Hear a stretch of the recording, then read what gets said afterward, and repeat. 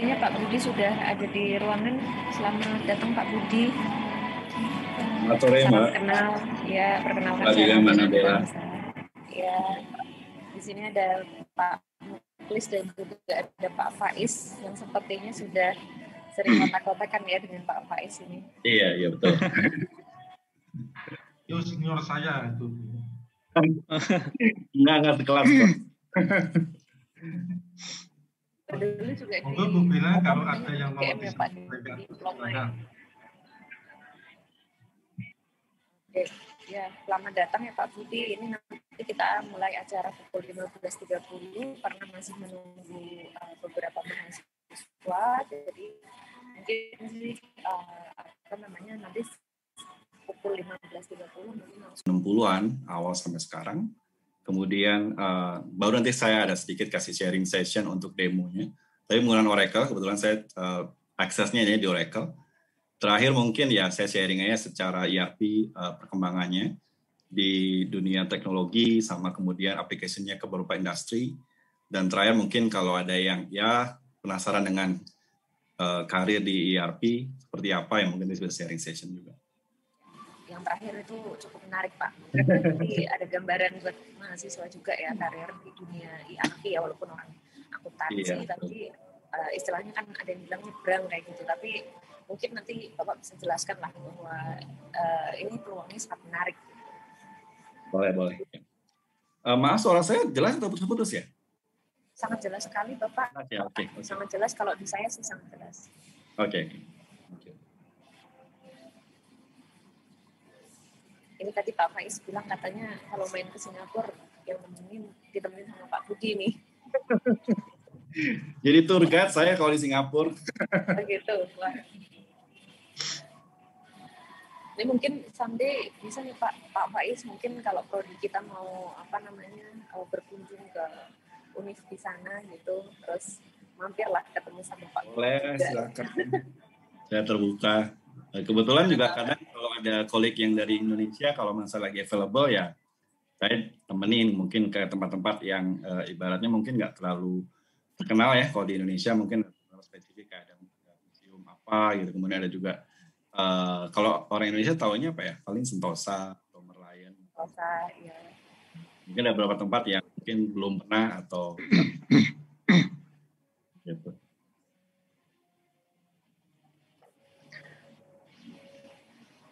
Ini seangkatan dengan Pak Faiz tahun berapa ini Pak? 99. 99 ya. 99. Itu gedungnya masih pakai gedung kantor pusat atau sudah di FEB Pak? Gedungnya campur itu dulu. Pak Faiz bisa jawab mungkin saya udah lupa. Campur ini Pak Budi udah lupa.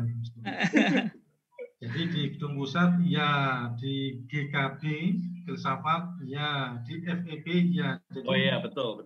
Ya, jadi kita nebeng di mana-mana ya. Jadi prodi paling kaya Pak ya. Gedungnya banyak gitu ya. Ya sekarang saya malah belum pernah ini udah sekitar 6 tahun. Saya nggak pernah ke kampus, ini nggak pernah tahu gedung yang baru. Terakhir tuh pernah sekitar 8 tahun lalu ya, itu udah ada jauh beda, udah bagus banget. Jauh dengan zaman saya dulu ya.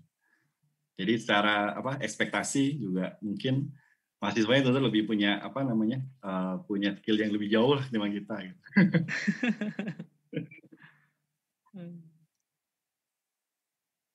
Oke, di sana juga masih ini ya, dari rumah ya?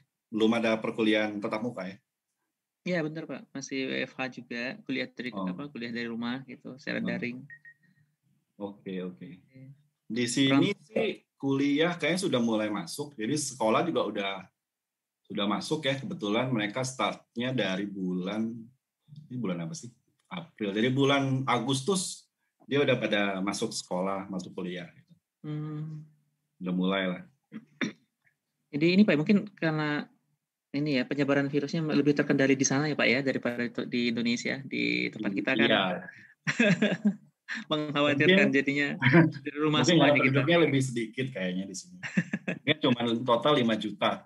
Dibanding Indonesia 270-an ya. Mungkin susah lah ya kalau di Singapura mungkin lebih gampang aturnya gitu. Ibarat punya mahasiswa 50 sama mahasiswa 20 kan gampang 20 kan ngatur.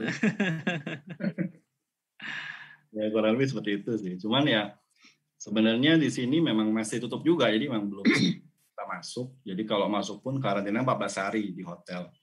Kecuali negara-negara tertentu ya. Jadi apa kemarin ya, kayak New Zealand, Brunei sama Australia itu dia nggak perlu karantina 14 hari. Mereka cukup stay di rumah, tapi tetap dimonitor sama government. Gitu. Ya semoga vaksin lancar lah ya. Jadi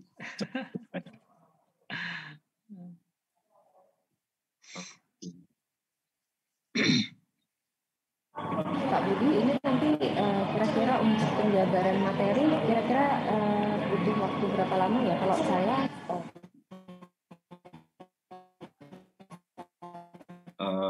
suaranya agak terputus ya. 45 menit gitu.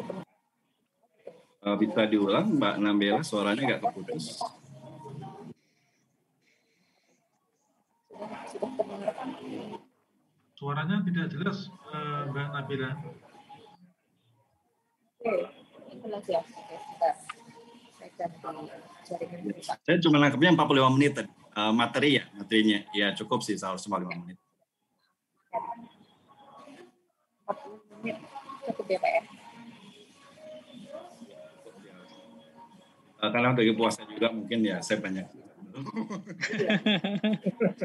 Ada alasan ya. Jam berapa, Pak Budi? Di sana bukanya jam berapa? Bukanya jam berapa, Pak? Di sini jam 7 lewat 10. Karena kan beda 1 jam ya. Di sini kan sekarang udah 5. Jadi di sini jam 7. Waktunya ya, kalau nggak salah. Kenapa? Hanya penentuan waktunya aja ya, kalau nggak salah ya. Kan iya, perbedaan waktu kan 1 jam. Mungkin di Jakarta kan Yogyakarta kan jam 6 ya. Jam setengah 6 sih Pak. Kalau di Medan mungkin jam 6. Jam Medan sekitar jam 6 lebih sedikit lah gitu. Jadi mungkin kalau dari sisi wilayah jam 7. Cuman mungkin di sini subuhnya lebih telat. Jadi hampir jam 6 subuhnya di sini, jam 6 pagi. Oh, jam 6 pagi. Tapi masih gelap juga, Pak. Di sana jam 6. Masih gelap. Di sini terangnya jam 7. Karena kan memang hanya masalah penentuan waktu kalau nggak salah ya. Iya, betul. Beda 1 jam. Oke, sepertinya sudah pukul 15.30. Mungkin bisa kita mulai ya, Bapak? Boleh. Bapak. Ini ya saya mungkin dosen perempuan sendiri di sini. Oke, selamat sore teman-teman. Assalamualaikum warahmatullahi wabarakatuh. Selamat datang, selamat bergabung di kuliah umum praktikum sistem informasi akuntansi. Di sini kita sudah kehadiran narasumber yang luar biasa ya. Nanti teman-teman bisa sharing dan juga diskusi dengan Budianto Wisnu ya, yang kebetulan sih, beliau ekspor di bidang ERP gitu ya. Nanti saya bacakan sedikit CV-nya karena kalau dibaca semua mungkin bisa 2 jam sampai buka puasa. Panjang sekali nih CV-nya. Selamat datang Pak Budi. Iya. Dan selamat bergabung juga di sini ada Pak Faiz Amdani dan juga Pak Muklis ya. Jadi sudah ada mahasiswa dari kelas-kelas beliau juga ya, kelas saya. Nanti untuk presensi akan kita lakukan di akhir sesi. Jadi saya rencanakan untuk saat ini nanti Pak Budi menjelaskan materi terlebih dahulu sekitar 45 menit. Kemudian nanti ada tanya jawab ya, setelah tanya jawab dari mahasiswa. Kemudian education-nya, ya ini luar biasa, education-nya ternyata sama dengan kita sekarang ya, ada di dalam tempat yang sama ya, diploma akuntansi Fakultas Ekonomi UGM ya. Tahun angkatannya tidak perlu saya sebutkan ya Bapak ya. Gitu. Iya, terlalu tua ya.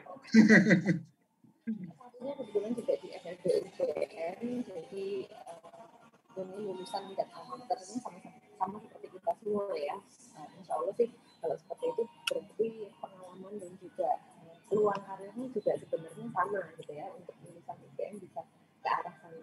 Kemudian untuk experience profesionalnya di sini panjang sekali, saya bacakan dari bawah aja yang mungkin paling utama. Tahun 2004 Bapak sudah memulai di Oracle Functional Consultant di Mitra Integrasi Informatika. Kemudian yang terakhir saja mungkin tahun 2018 hingga saat ini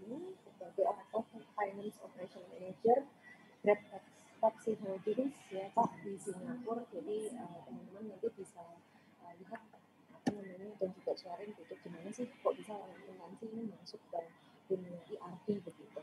Mungkin langsung saja Pak Budi, saya tidak perlu tanya terlalu lebar terlalu tinggi, saya berikan waktunya kepada Bapak selama menjelaskan materi kepada teman-teman. Monggo Bapak. Oke, terima kasih Mbak Nabela. Mungkin saya langsung share screen aja.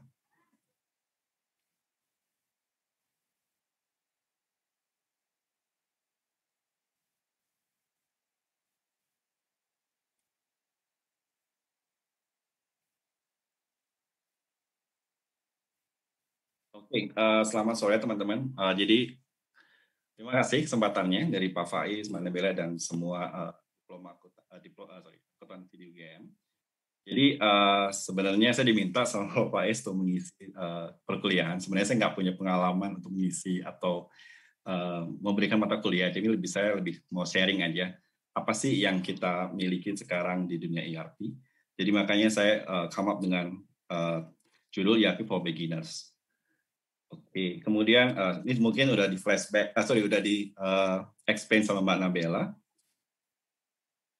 Jadi ini salah satu project experience, kemudian company experience saya untuk ERP. Ini waktu di Indonesia, kemudian terakhir adalah 6 company terakhir ada di Singapura. Dan projectnya kebanyakan sih di Southeast Asia. Kemudian, oke, saya langsung aja ke agenda hari ini ya. Jadi hari ini memang saya mau lebih pertama kali adalah mau merelationkan antara ERP sama accounting system. Jadi memang sistem informasi akuntansi itu erat hubungannya dengan ERP. Jadi sebenarnya kalau kita mau ngomong basicnya, ERP itu adalah ya accounting information system. Kemudian agenda kedua. Oke, kemudian yang kedua kita masuk ke ERP. Nanti saya agak sedikit kasih ada video. Sebenarnya ERP itu perkembangannya seperti apa.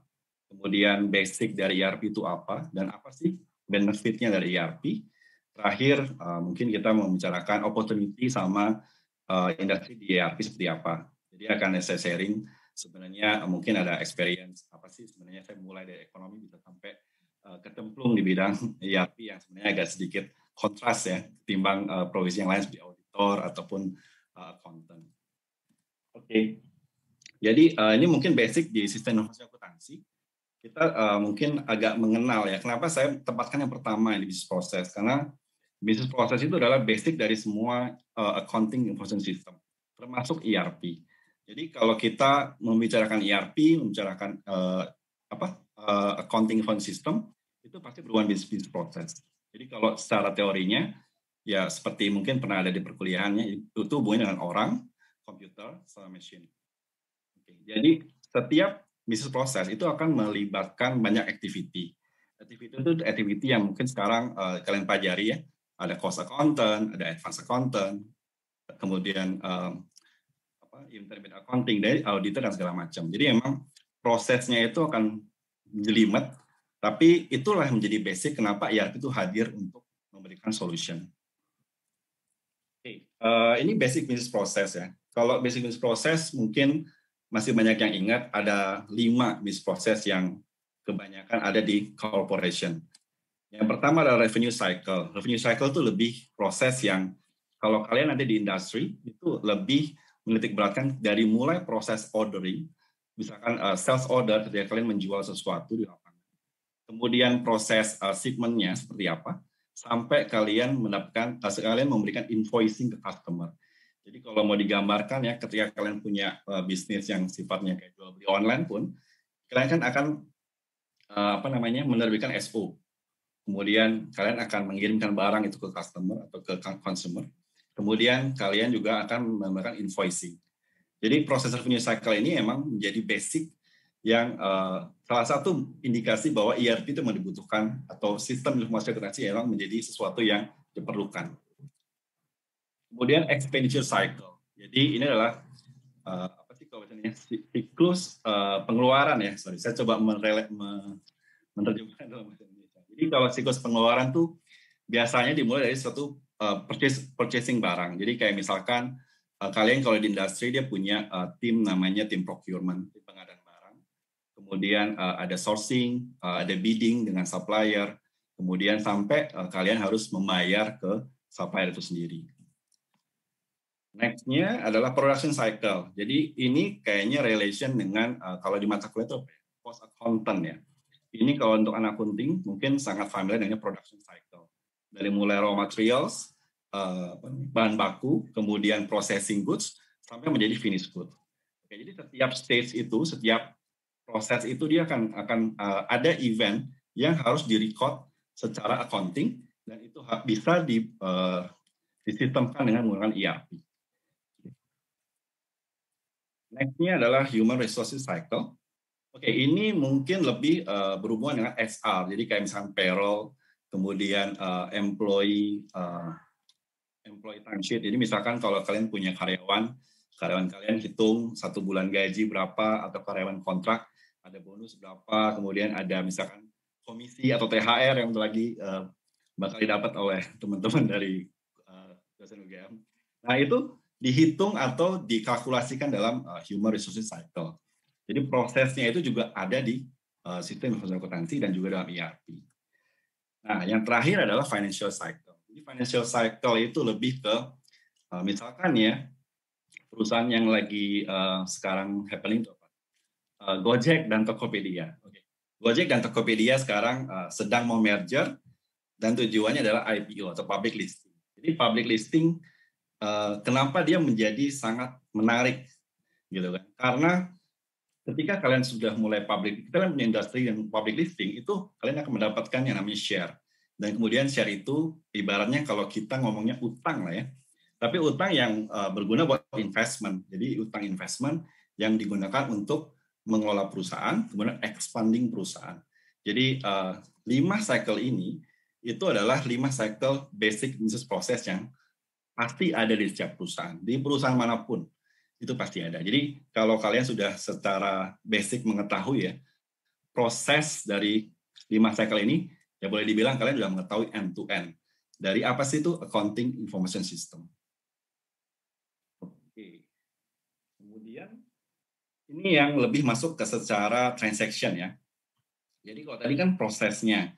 Kemudian apa sih hubungannya proses dengan accounting information system? Dia dikelola dalam bentuk transaction.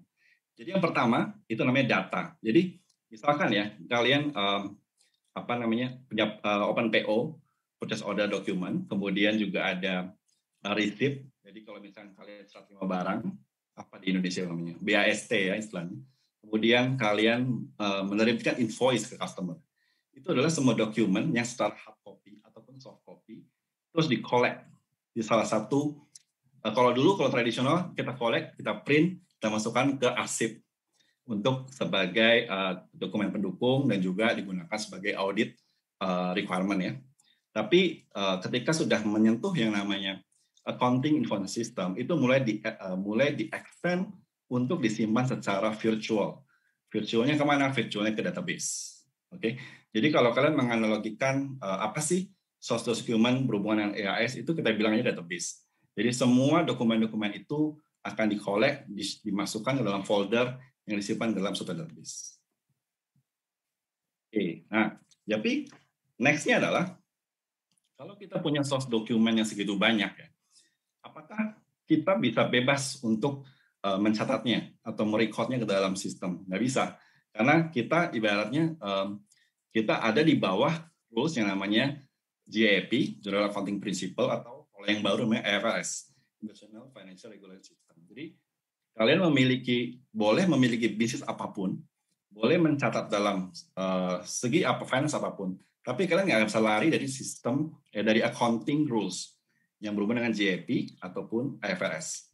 Jadi ujung-ujungnya mau ERP apapun, dia harus comply, harus patuh dengan yang namanya GAAP ataupun IFRS.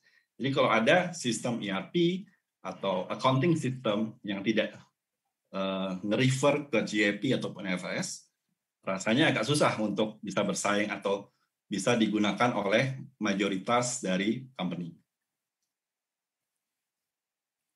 Oke, kemudian apa sih ujung-ujungnya dari accounting system? Jadi dari 2 proses yang tadi, dari mulai dokumen di-collect, kemudian disimpan dalam database, dan dokumen yang disimpan ini harus mengikuti GAAP atau IFRS, dia ujungnya apa? Menghasilkan financial reporting atau financial statements.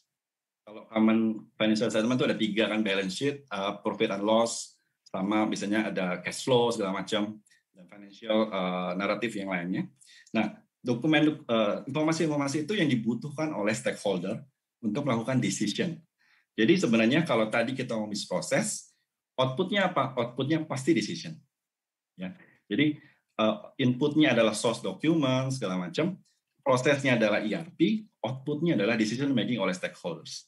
Jadi kalau kalian sudah mengetahui basicnya end-to-end dari IIS system, accounting information system, itu akan lebih gampang untuk memappingkannya ke dalam yang lebih virtual. Jadi misalnya, data ini berhubungan dengan data report, data dokumen-dokumen invoicing, kemudian sales order, purchase order, kemudian accounting, itu adalah financial recording yang follow dengan GAP, dan ujung-ujungnya Pak financial statement.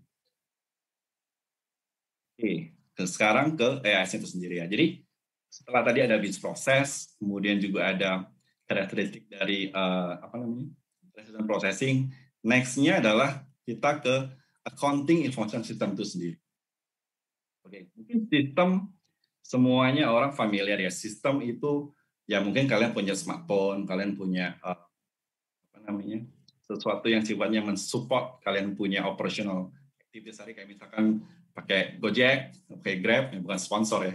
Kemudian pakai Tokopedia dan kawan-kawan. Nah, itu adalah salah satu sistem yang memang didesain part dari ERP, tapi dia lebih untuk service ke customer. Okay. Nah, jadi kalau kita mau menganalogikan lagi, sejauh apa sih accounting information system itu bisa berguna di corporation? Selama dia bisa menghandle operation, sales marketing, accounting, finance, and human resources, itu sebenarnya sudah memenuhi syarat untuk dikatakan sebagai accounting information system yang cukup proper dan bisa digunakan oleh company dan layak untuk di-publish reporting on financial-nya.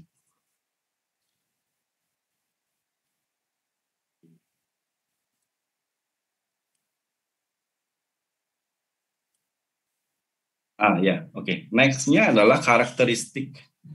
Jadi memang accounting system kalian bisa memiliki banyak persepsi dengan EIS ya. Tapi harus punya karakteristik yang mungkin kalau dulu zaman saya kuliah saya ada beberapa, ada 7. Yang pertama adalah reliable. Reliable itu artinya sistem yang saya pakai itu bisa saya andalkan. Artinya gini, misalkan ya untuk kondisi COVID sekarang, saya memiliki sistem yang ketika kita gunakan itu hasil outputnya itu akan sangat bermanfaat untuk saya mengambil keputusan ketika saat COVID situation. Misalkan mungkin saya sedikit sharing, misalkan di company A gitu kan. Ketika COVID, mungkin dia mengalami permasalahan untuk purchasing. Karena mungkin masalah logistiknya problem, ada lockdown, segala macam. Jadi, dia harus bisa mengandalkan sistem untuk memberitahu dia, ini ketika COVID, saya harus planning untuk purchasing-nya seperti apa. Saya stocking barangnya harus seperti apa. Itu baru reliable. Kalau misalkan sistem yang saya pakai, kemudian kondisinya tidak sesuai dengan kondisi COVID, arti kata gini, jadi misalkan di kondisi normal nih, arti kata tidak reliable, karena ketika sistem tidak reliable, saya tidak bisa mengambil decision making, tidak bisa mengambil keputusan. Kemudian yang kedua relevan, sama seperti reliable, kondisi relevan itu lebih ke kondisi, misalkan balik ke COVID, relevan arti kata gini, saya memiliki problem, ya, misalkan untuk perpajakan. Jadi misalkan saya punya, depreciation fixed asset, katakanlah, itu perpajakan, menggunakan misalkan di Indonesia apa ya, saya lupa antara LIFO atau FIFO, saya lupa. Jadi misalkan saya memiliki sistem yang tidak bisa handle itu, kemudian saya punya reporting nih ke tax authority atau misalkan kantor pajaknya. Kantor pajak itu misalkan tidak menerima nih saya menggunakan misalkan saya pakai STL, straight line method. Nah itu tidak relevan karena apa? Berarti sistem yang saya punya tidak bisa support saya untuk relevan dengan kondisi negara itu, misalkan di Indonesia. Makanya dia ada satu konsep yang namanya harus relevan juga. Kemudian timely. Nah, ini timely yang paling penting ya. Balik mungkin kita lebih gampang kayak kondisi COVID. Jadi kayak timely artinya gini. Ketika misalkan saya mau IPO. IPO itu kayak public offering saham ya. saya ketika mendapatkan reporting, saya akan melihat sejauh apa financial statement saya ini bisa saya submit untuk IPO. Untuk saya daftarkan ke IPO, misalkan ke Bursa Efek. Jadi dari sifat itu, timely itu, ketika saya sampaikan, ketika saya submit daftarkan ke public listing, itu harus sangat-sangat merepresentasikan bahwa ini tuh timely. Ini tuh bisa digunakan untuk kepentingan saya publish IPO. Jadi kalau misalkan ternyata keuangannya, kondisi reportingnya tidak bagus, kemudian saya memakai sistem tidak bisa akurat ketika submit ke IPO, itu tidak bisa dikatakan timely. Jadi salah satu karakteristik IS-nya gagal. Jadi saya tidak bisa menggunakan timely basis. Kemudian complete. Nah, complete ini cukup menarik ya, karena complete dalam terminologi itu intinya adalah end-to-end solution. Dari awal sampai akhir itu full complete. Jadi kayak ibaratnya apa? Kalau kita misalkan pesan makanan nih, misalkan apa ya? Makanan itu misalkan nasi rames deh. Jadi misalkan nasi rames paketnya ada misalkan apa sih? Ayam, kentang, tahu, dan satu paket. Nah, ketika misalkan sama seperti sistem informasi. Kalau sistem informasi itu cuman saya bisa pakai setengah deh. Kemudian relevan nggak bisa penuh. Reliable juga nggak bisa. Jadi completeness dari information sangat penting. Jadi itu akan tercermin di financial statement. Financial statement itu arti kata misalkan di profit and loss. Ini benar-benar nggak di profit and loss saya itu menggambarkan end-to-end solution sampai yang saya lihat hari ini. Misalkan saya CEO-nya misalkan. Saya yang punya perusahaan. Kemudian saya minta P&L trend 3 bulan ke belakang. Oke, kenapa saya mau cari investor misalkan. Kemudian saya cuma dikasih profit and loss, misalkan harusnya punya 10 department, tapi saya cuma saya kasih 5 department, nggak komplit, saya nggak bisa pakai informasi ini. Itu gambaran komplit. Yang kelima adalah accessible. Accessible itu lebih gini, informasi ini tuh kan bentuknya sistem. Apakah informasi ini tuh bisa di-share ke stakeholder ataupun shareholders? Stakeholder itu misalkan kayak employee, kemudian stakeholder lainnya misalkan manajerial, kemudian juga ada misalkan CEO atau shareholders, orang-orang yang punya saham di perusahaan tersebut kalau dia sudah public listed. Jadi accessible itu sangat penting. Kalian punya sistem sekomplit apapun, tapi manajemen atau external party tidak bisa lihat, tidak bisa dipublish, jadi tidak ada gunanya ke sana. Kemudian understandable. Oke, kalian punya sistem yang super duper bagus gitu ya, advance banget.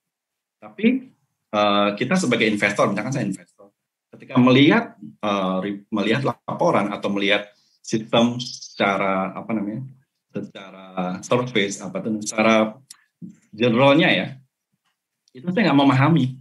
Misalkan kalian dikasih sistem yang complicated, kemudian kalian mencoba memahami sebenarnya apa ya, bener nggak ada angkanya. Jadi understandable itu juga lagi-lagi larinya ke accounting rules, GAAP, IFRS. Jadi kalau kita orang accounting, kita membaca sistem, itu kita harus punya jalan berpikir, oh ini tuh nature-nya seperti ini, nature-nya berhubungan accounting. Oh ini cost accounting-nya begini.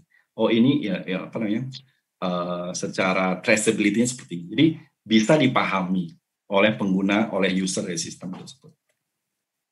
Nah, yang terakhir adalah verifiable. Jadi kalian misalkan punya satu sistem, tapi ketika di-compare dengan sistem lain, ternyata nggak comparable, nggak bisa diverifikasi. Ini salah satu mungkin bagi para auditor, dan juga satu kunci dari pengujian ya, auditing. Verifiable artinya ketika kalian compare sistem ini ke sistem yang lain, hasilnya tidak jauh variansi berbeda. Kalau misalkan saya pakai sistem A gitu, hasilnya saya profit 30%. Pakai sistem B, loh kok sih jadi loss 30%? Berarti sistemnya tidak comparable, tidak verifiable. Jadi itu kenapa karakteristik sistem harus memenuhi 7 ini. Supaya ujung-ujungnya lagi decision making dari stakeholder atau shareholder itu tepat. Jadi tidak memiliki bias dari information. Oke, ini komponen-komponen ya. Komponennya tentu saja orang atau user yang menggunakan. Kemudian prosedur itu sekali lagi kembali ke proses GAAP atau IFRS.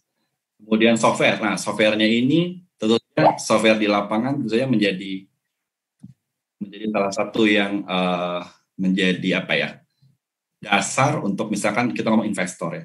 Mungkin saya agak sedikit sharing, kenapa sih perusahaan-perusahaan yang public listing IPO itu rata-rata pakai ERP.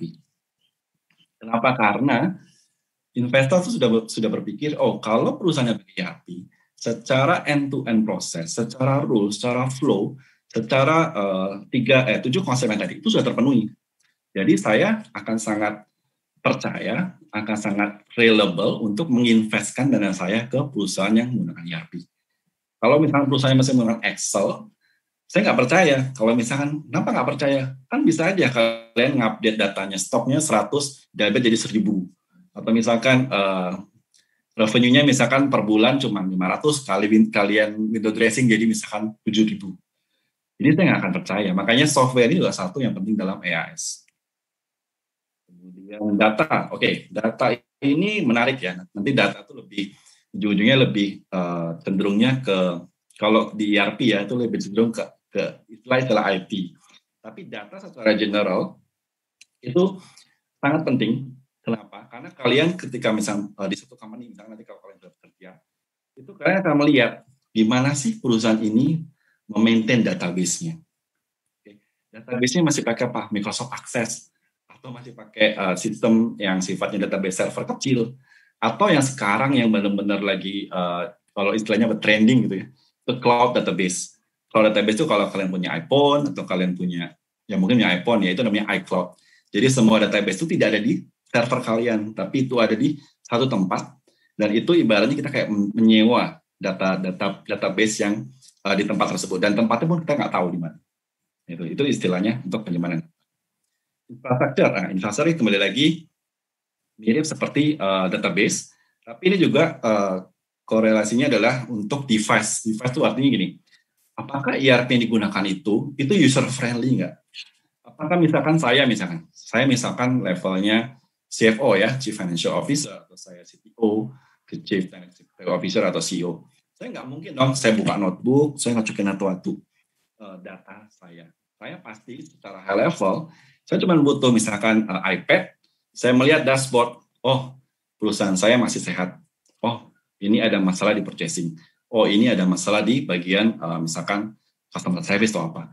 Data infrastruktur ini sekarang ERP memang sangat-sangat advance dibanding 10 tahun yang lalu. Sekarang semuanya berubah menjadi smartphone, semuanya pindah ke dashboard. Jadi kalau kalian dulu ERP kan konsepnya agak sedikit tradisional ya, semua tuh maintain harus buka notebook dan harus connect ke ke server. Sekarang enggak lagi karena semuanya sudah pakai internet, sudah pakai cloud basis. Jadi kalian mau dimanapun, misalkan kalian lagi liburan ke Bali atau liburan ke daerah-daerah yang selama ada internet, kalian bisa mengecek sistem tersebut. Nah, terakhir adalah control. Jadi internal control ini sangat penting. Kalian punya sistem yang luar biasa canggih, tapi tidak ada internal control, tidak ada security, kemudian tidak ada orang yang mengawasi, itu juga menjadi masalah. Kenapa? Karena kita manusia pada dasarnya pasti akan mencoba untuk melanggar peraturan. Misalkan saya biasa ngentry ya, misalkan transaction ini. Saya entry sembarangan, pokoknya saya masukin aja datanya gitu. Kalau tidak ada internal control, biasanya itu tugasnya internal auditor ya. Internal auditor, kemudian bagian SOP. Kalau tidak ada mengontrol ini, data-data di lapangan itu bisa jadi bias, jadi tidak bisa dipertanggungjawabkan. Atau misalkan ketika saya mau membayar sesuatu, kalau di sini ya di Singapura, semua jenis pengeluaran, semua jenis pembayaran ke banking, itu kita harus ada supporting dokumennya dari invoices. Jadi kalau nggak ada itu, saya nggak boleh melakukan pembayaran. Itu tugasnya internal controls. Itu basic dari EAS. Ada yang mau bertanya dulu sebelum saya ke ERP? Kalau mau ada yang mau bertanya. Kayaknya masih belum ya, masih. Yang Bapak kalau misalnya bertanya silakan di-interrupt aja atau mungkin di Zoom chat. Nah, saya akan lanjutkan ke ERP itu sendiri. Oke, ini adalah saya ada video sedikit tentang ERP secara apa ya? Kita ngomongnya layman term. Layman term itu secara basic meaning-nya seperti apa. Oke.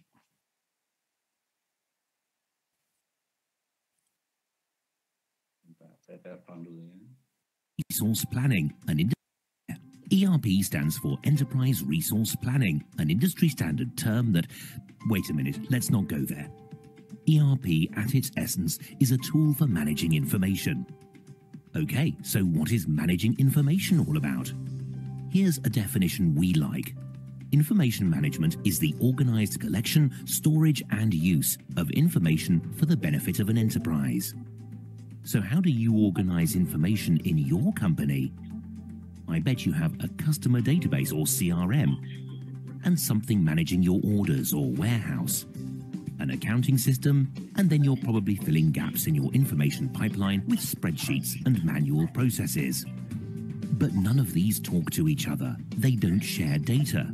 It's what people call islands of information, which impacts efficiency. And let's face it, efficiency is connected to time and money. So here is where an ERP system helps you. The ERP centralizes all the information in your organization, and by doing this, you are able to streamline the flow of information. All your business processes become connected end to end. And now, other things become easier. You have a single view of your customer, so you can provide better service. Your team works more efficiently because they have the information they need when they need it. And when you want to analyze your information, since it's all in the same place, you can report on it any way you want. So this is what your ERP does for you. In today's terms, we decided to stick another word at the front, modern ERP. Because centralizing and managing your information seamlessly is just the beginning. Modern ERP allows you to do so much more, like connect to your customers better through a portal, link to modern communication tools like Exchange 365 for your email, or Power BI for business intelligence. Modern ERP can speak the same language as your suppliers' systems, things like EDI. Modern ERP is flexible, mobile, cloud, secure, and much more. Oke, ya, jadi itu adalah video mungkin mencoba untuk lebih menggambarkan sebenarnya ERP itu seperti apa. Jadi kalau saya boleh sharing, ERP stands. Jadi kalau saya boleh sharing, ERP itu awalnya itu sejarahnya itu dari tahun 60. Jadi dia itu awalnya sekali itu sebenarnya bukan untuk tujuannya untuk financial atau accounting information system. Dia itu malah awalnya kalau kalian lihat historinya atau sejarah di sini, dia itu lebih untuk ke mengatur inventory. Jadi misalkan saya sebagai orang lapangan, orang gudang, orang pabrik ya, itu kalau misalkan saya menggunakan catatan, misalkan saya punya barang sekarang cuma 10 nih, kemudian bisnis saya maju. Saya misalkan sekarang barang saya satu hari itu 1 juta. Mereka udah mulai kesulitan, gimana cara ngatur barangnya, gimana stock planningnya. Jadi dari situ ERP itu sebenarnya awalnya bukan end-to-end solution, jadi hanya inventory purchasing. Kemudian tahun 70-an, nah dia mulai berkembang tuh menjadi MRP. MRP itu dulu namanya Material Resource Planning, ya, atau berhubungan dengan resource lah intinya. Jadi dia boleh mengatur, kalau tadi kan cuma mengatur barang nih, misalkan saya punya barang 10, saya harus taruh di rak yang mana, di lokasi yang mana, gudang yang mana. Nah sekarang udah mulai advance tahun 70, saya mau mengatur supaya ketika saya mau produksi, misalkan saya jualan mobil lah misalnya, jualan mobil. Ngatur spare part-nya itu supaya ketika saya mau produksi itu nggak habis. Misalkan saya harus belinya misalkan barang-barang item A, B, C, D. Nah itu mulai mengatur hal itu di MRP tahun 70-an. Kemudian tahun 80 itu lebih advance lagi, lebih mengatur untuk mulai ke supplier sourcing, gimana caranya saya misalkan saya butuh barang, misalkan butuh ban dari satu mobil. Saya punya ada 5 vendor. Dari 5 vendor itu mana yang paling bagus, mana yang reliable, mana yang saya bisa beli gitu. Kemudian adanya bidding kayak penawaran, kemudian saya ada tender segala macam. Nah itu MRP mulai mengatur tahun 80-an. Di tahun 90-an dia menjadi lebih advance. dia mulai melibatkan SCM. SCM itu Supply Chain Management. Jadi kalau supply chain management itu berhubungan dengan yang namanya rantai supply dari mulai raw material sampai ke consumer. Okay. Karena dia mulai lebih complicated, lebih susah ngaturnya, maka yang awalnya cuma untuk mengatur pabrikan, gudang, di advance menjadi mengatur supply chain. Jadi dari mulai bahan baku sampai saya jualan ke customer. Jadi mulai berlanjut lebih advance. Di tahun 2000-an, wah dia lebih extend, lebih masif lagi. Jadi mengatur, melibatkan yang namanya finance untuk mengatur, saya punya hutang berapa, saya punya piutang berapa, saya punya costing berapa. Itu mulai diatur tuh. Tahun 2005, ya namanya teknologi selalu berkembang. Dia mulai lebih advance, lebih gede lagi. Dia lebih mulai mengatur hubungan dengan customer relationship management. Jadi misalkan di modul-modul yang sifatnya CRM ini lebih gila lagi. Jadi misalkan ini, misalkan ada namanya customer A, itu dia umurnya berapa, preferences-nya apa, kemudian basic needs, kebutuhannya apa. Jadi dia mulai memetakan setiap customer, kemudian pindah ke corporate. Misalkan perusahaan Sampurna misalkan. Oh, ini adalah customer tetap kita nih untuk produksi barang-barang ini. Nah, kriterianya apa? Itu mulai di-advance-kan dalam CRM. Nah, terakhir ini nggak ada di slide, tapi terakhir udah lebih advance lagi, mulai mengatur sampai ke dashboard. Dashboard tuh gini. Jadi dari mulai raw material, manufacturer, distributor, retailer, consumer, sampai dia itu host to host, jadi mulai menghubungkan ERP sistem saya, itu bisa connect ke masing-masing perusahaan, ke vendor, ke customer, kemudian ke tax kantor pajak, kemudian ke beberapa pihak eksternal. Jadi yang awalnya hanya buat kebutuhan internal, lama-lama berkembang, sampai dia menjadi salah satu hal yang nggak bisa dipisahkan dari bisnis proses perusahaan. Jadi makanya kembali lagi ke EAS yang tadi ya, tadi sebenarnya hanya introduction. Bahwa histori ERP ini benar-benar dia tidak bisa dipisahkan dengan hal-hal yang berhubungan dengan business process basic, revenue cycle, purchasing cycle, production cycle, dan kemudian expenditure cycle. Karena dia akhirnya benar-benar melayani dari mulai awal sampai akhir.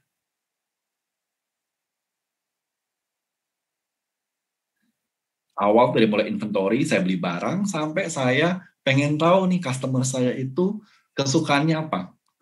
Vendor saya itu harga terbaiknya apa. Itu bisa tahu sampai seperti itu. Sampai saya bisa berhubungan dengan banking. Misalkan saya mau membayar, saya nggak mau pakai transfer manual. Saya punya data, saya transfer ke bank langsung auto debit dari sistem saya. Auto debit dari bank berdasarkan balance saya. Itu udah sampai seperti itulah. Jadi kalau kalian mendengar ERP sekarang itu dengan 10 tahun yang lalu kalau pernah dengar, itu udah jauh berbeda. Udah level advance-nya itu mungkin sekitar 3-4 kali lebih jauh dari yang 10 tahun lalu. Oke, kembali lagi di sini selalu saya bilang kalau kunci dasar dari ERP adalah sistem, business process. Oke. Ini adalah input datanya. Oke. Tapi outputnya apa? Outputnya sebenarnya cuma satu, decision making. Jadi kalau kalian menganggap ERP itu complicated gini, ya memang complicated karena apa? Decision making itu memang harus disediakan semua varians data yang siap untuk kita pilih. Jadi misalkan saya sebagai CEO, saya memutuskan saya mau expand nih. Misalkan kayak company saya Grab gitu ya. Sebenarnya saya mau expand ke country yang baru. Misalkan sekarang soal desa Asia kan. Saya mau buka misalkan yang tidak ada suara misalkan Brunei misalkan. Nah, sebelum saya memutuskan untuk expand di Brunei, saya harus punya data analytical dulu. Saya harus tahu nih, kenapa saya harus buka expand di Brunei? Ada marketnya enggak? Kemudian ketersediaan raw material, ketersediaan driver tuh, pegawainya, ridersnya, driversnya itu ada apa enggak? Nah, kenapa itu harus dilakukan? Karena dari situlah ERP itu berguna decision making. Yang pertama, identify the problem. Misalkan problem paling simple mungkin ya. Kok saya selalu mengalami masalah telat bayar ya perusahaan saya. Padahal saya sudah mengatur cash flow saya bagus-bagus nih. Ternyata, dengan ERP saya tahu. Ternyata saya kumpulkan data-data, saya interpretasi information, ternyata saya punya payment term bermasalah. Saya punya data suppliernya bermasalah. Jadi ketika saya mau ngebayar, selalu kena denda nih, wah, kamu udah telat, misalkan 1 bulan nih, loh, kok nggak ada yang ngasih tahu saya, gitu, misalkan bagian pembayaran. Kemudian dari sini, saya bisa punya evaluasi, kalau gitu, saya harus cari dari ERP, saya harus cari, saya harus ngapain nih di payment term-nya, saya harus ngapain di supplier-nya, saya harus ngapain misalkan di data maintenance-nya. Kemudian dari situ saya bisa memikirkan, solusi apa yang saya harus ambil. Misalkan, untuk supplier yang long term, saya bikin payment term-nya lebih cepat. Untuk supplier yang mungkin baru pertama kali, 2 kali gitu kan, saya bikin dia agak sedikit lebih lama, misalkan 60 hari. Ini contoh aja ya. Kemudian untuk supplier yang misalkan government ya, misalkan pemerintah gitu atau BUMN gitu, saya bikin immediate gitu, karena nanti ketahuan nih, nanti lebih banyak masalah dengan government nih kalau kita tidak membuat itu cepat gitu. Jadi dari hal tersebut, ERP itu bisa mensupport decision making ketika kita tahu dia bisa nyari masalahnya apa, dia bisa kasih tahu data-datanya apa, kemudian dia bisa kasih optionalnya apa, kemudian kita bisa pilih, dan terakhir kita bisa implement. Ya udah, saya implement di sistem saya bikin grouping, supplier kategori A 30, supplier kategori B 60, C 70, seperti itulah kurang lebih. Oke, nah sebelum ke sini, jadi ada yang mau tanyakan dulu nggak, atau mungkin terlalu banyak yang saya sampaikan? Ya, kalau teman-teman mahasiswa ada yang mau menanyakan tentang ERP ini, tadi kayaknya sudah cukup menarik pembahasan terkait dengan ERP ini ya. Ini saya ada pertanyaan, salah satu nih. Paul IC, oke. Jadi sistem ERP ini dapat digunakan, Adlina Dina Sabila. Oke, bagaimana ya ERP ini pada pandemi? Berapa penting ERP? Oke, ini good question juga. Jadi memang pada saat COVID ini itu memang kemampuan survival satu perusahaan itu sangat diuji. Nah, ERP ini seperti saya bilang tadi, ketika misalkan saya memiliki masalah, masalahnya apa nih misalkan? Saya cash flow saya udah semakin menipis. Kenapa? Karena cash flow itu kan turunannya dari apa? Kalau mungkin dari accounting itu ada dari sisi cash in, cash out, kemudian dari projected cash in, kan projected cash out.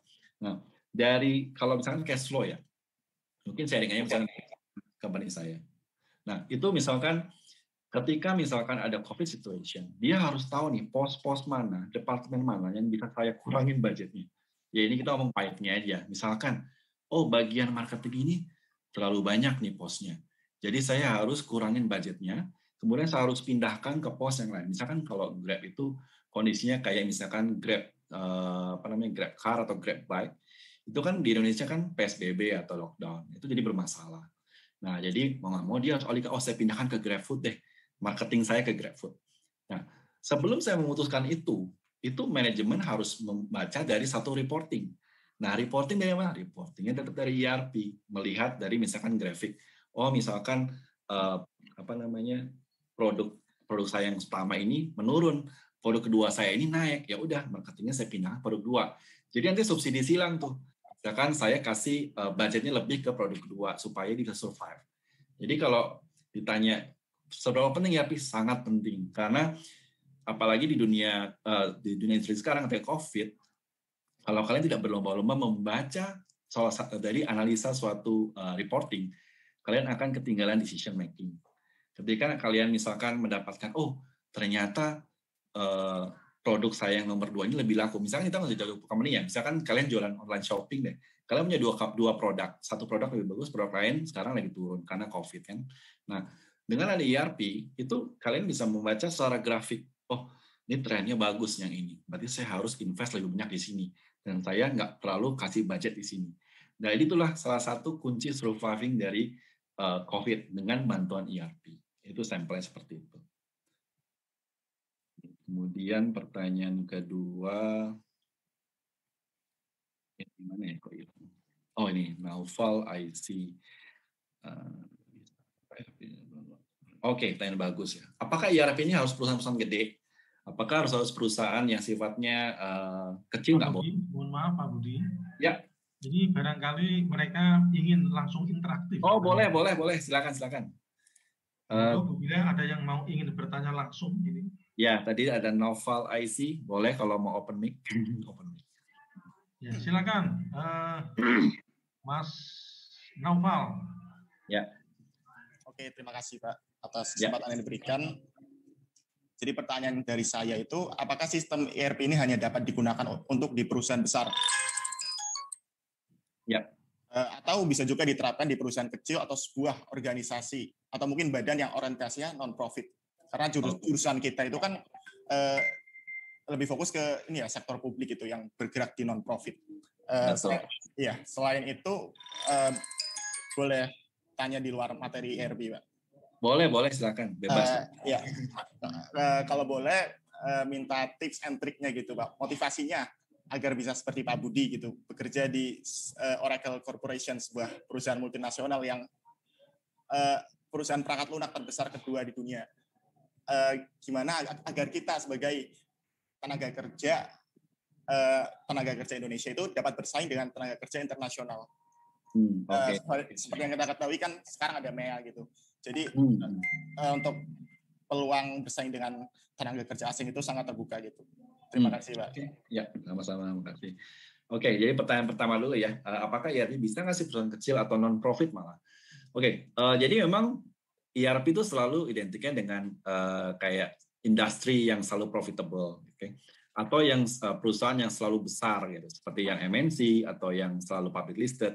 Tapi sebenarnya ERP itu di lapangan tuh nggak cuman mungkin kalian mengenalnya ada Oracle, SAP gitu kan, atau Microsoft. Tapi sebenarnya ada banyak open source yang bisa digunakan gitu. Jadi misalkan mungkin saya nggak tahu apakah yang namanya ODO itu dia open source. Jadi itu tidak terlalu pricey, tidak terlalu mahal, dan itu bisa digunakan untuk perusahaan-perusahaan kecil.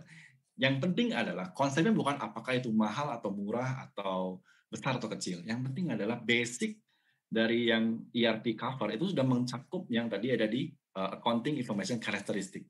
Itu aja. Selama mau sistemnya seperti apapun, tapi outputnya itu seperti yang ada di kategori accounting information system, itu sudah cukup. Yang kedua, non-profit. Oke, sebenarnya kalau non-profit itu di Singapura malah banyak sekali non-profit organization ya. Itu menggunakan ERP. Nggak tahu apa di luar ada atau enggak. Namanya SOS. Saya nggak tahu singkatannya. Jadi SOS itu adalah lembaga non-profit yang tugasnya itu adalah kayak misalkan mirip-mirip kayak UNICEF ya. Jadi dia memberikan kayak apa namanya konseling atau bantuan ke daerah-daerah negara-negara yang bermasalah atau ada bencana. Kemudian di sini ada juga namanya Salvation Army. Salvation Army juga non-profit gitu. Saya pernah project di Salvation Army, itu dia tidak ada tuh konsep profit and loss, tapi dia akan lebih memfokuskan gimana saya memanage accountability saya.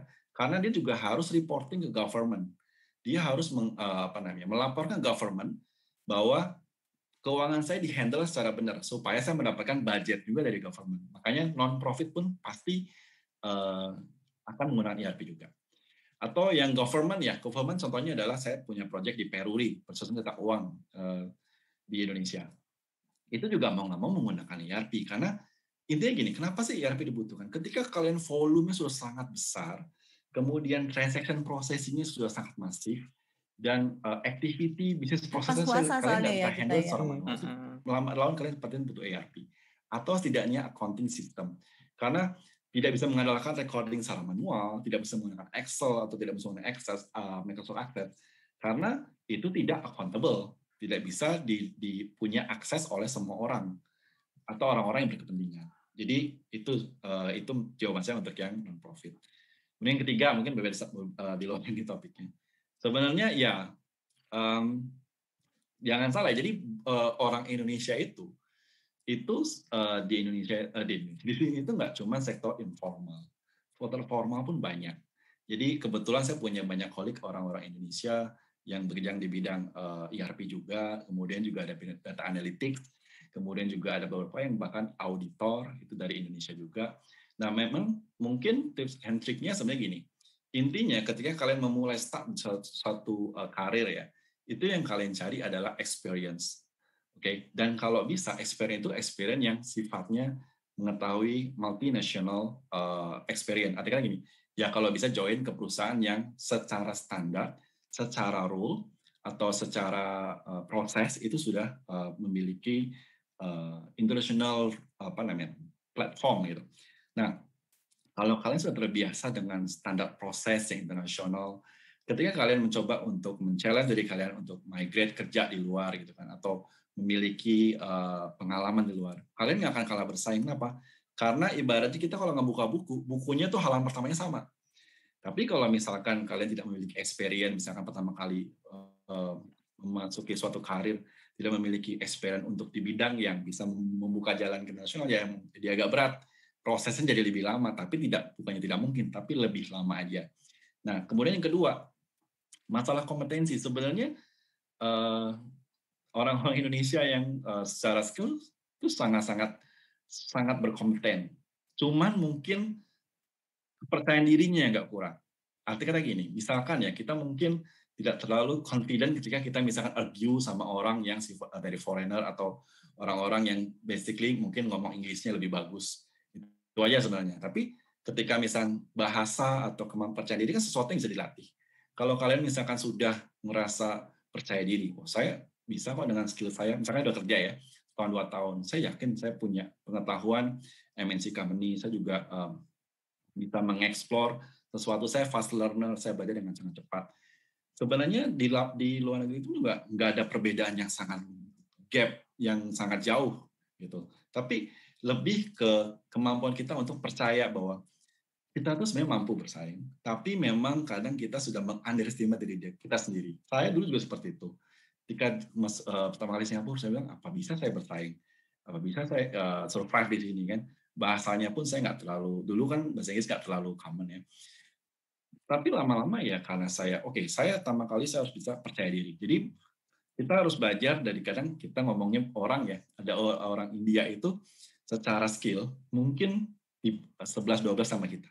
Tapi kepercayaan diri dia bagus banget. Mereka percaya diri, ngomong aja apa yang dia yakin benar, dia hajar aja gitu. Nanti lama-lama dia akan belajar, oh ternyata yang saya omongkan salah, yang benar seperti ini. Tapi at least dia sudah membuka, ibaratnya dia membuka kotak Pandora, oh saya tuh bisa melakukan sesuatu di luar kemampuan saya sendiri. Dan akhirnya saya tahu saya bisa survive. Jadi sekarang saya udah sampai 10 tahun lebih, jadi udah kelamaan jadinya. Nah, jadi saya kalau mau sharing ya sebenarnya kalian harus mulai dari confidence, dari kepercayaan diri kalian harus ada. Yang kedua, kalian itu nggak perlu overestimate orang luar. Orang luar itu sebenarnya sama-sama aja gitu. Cuman mereka kebetulan expose di worldwide-nya lebih duluan gitu. Kalian mungkin karena dari Indonesia mungkin agak nyampe teknologinya mungkin agak sedikit belakangan. Tapi kalau kalian memiliki zaman sekarang, apalagi zaman sekarang, memiliki mental yang fighter, hajar aja, pasti bisa compete. Itu sih tips and trick saya. Oke, ada yang nanya lagi? Kedua, Mas Naufal. Karir dulu Pak, nanti setelah itu di materinya tadi dilanjutkan. Oh iya, boleh. Terima kasih. Boleh. Jadi kita lanjutkan untuk pertanyaan lagi. Yap. Oke. Masih ada waktu. Oke. Oke. Sebenarnya menarik untuk yang karir itu. Jadi bagaimana biar teman-teman juga tahu untuk memulai karir gitu.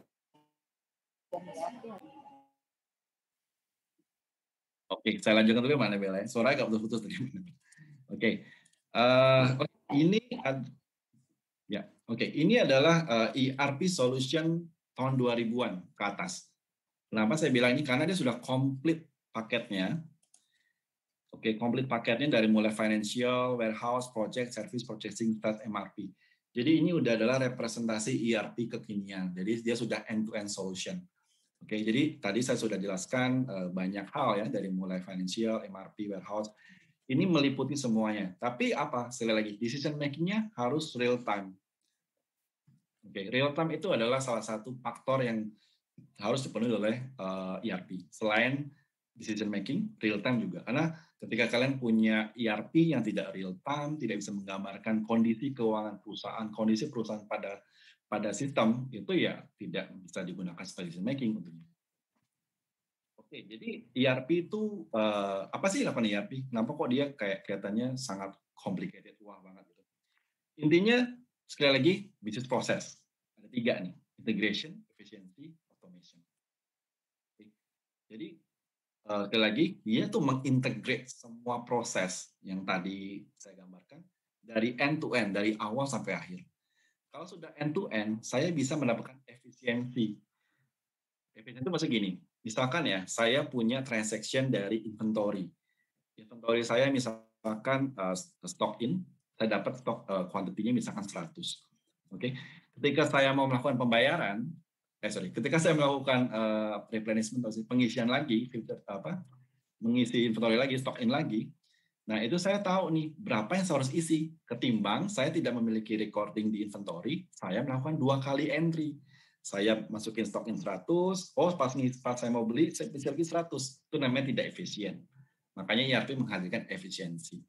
Yang ketiga, automation. Oke, automation artinya apa?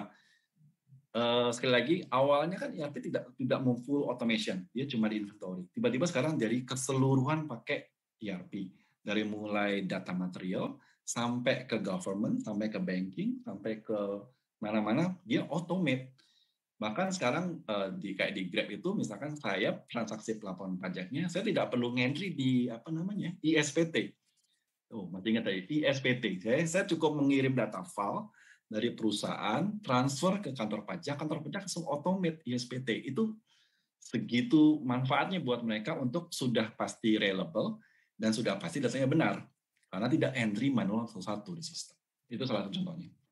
Yang terakhir adalah single database for reporting. Jadi ini yang sekarang lagi trending di dunia ERP adalah menggunakan cloud basis. Cloud basis itu arti kata seperti iCloud di iPhone. Database-nya itu kalian nggak tahu di mana.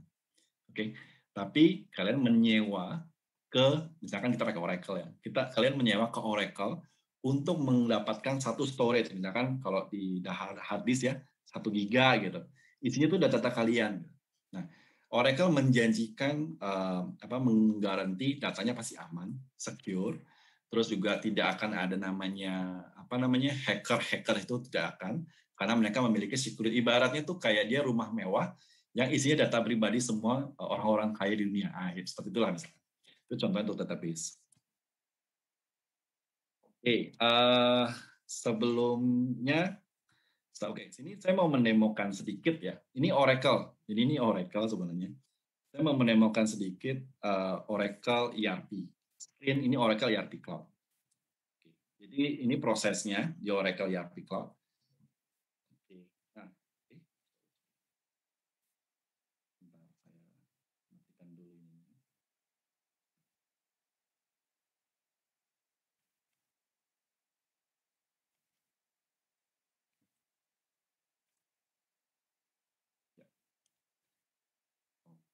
Nah, ini adalah Oracle ERP Screen. Gambaran aja ya. Ini kalian lihat fiturnya banyak sekali. Bahkan banyak yang saya nggak tahu, karena saya nggak pernah menggunakan. Tapi fiturnya apapun itu ada di ERP.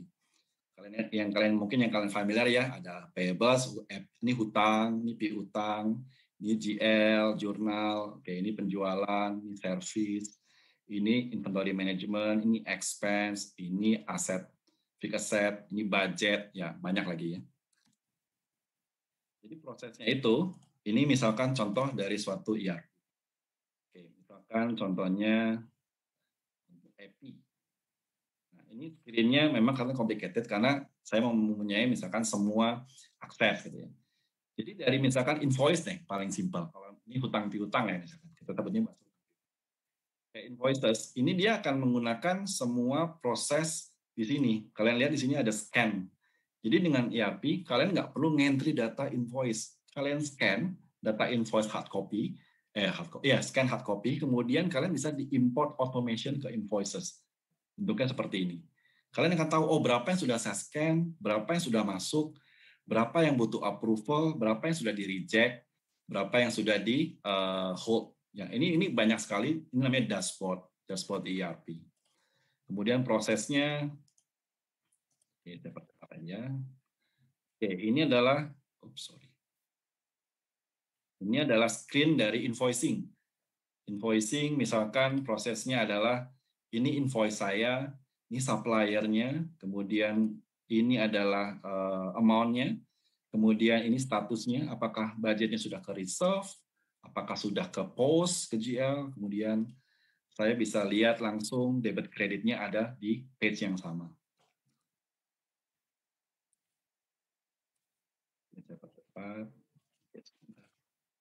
Ya, jadi ini sudah ada teksnya berapa persen, teksnya bertingkat atau teks cuma satu, kemudian ada komponen items-nya, ada komponen freight-nya, jasa shipping-nya, ini ada di dalam ERP komponennya.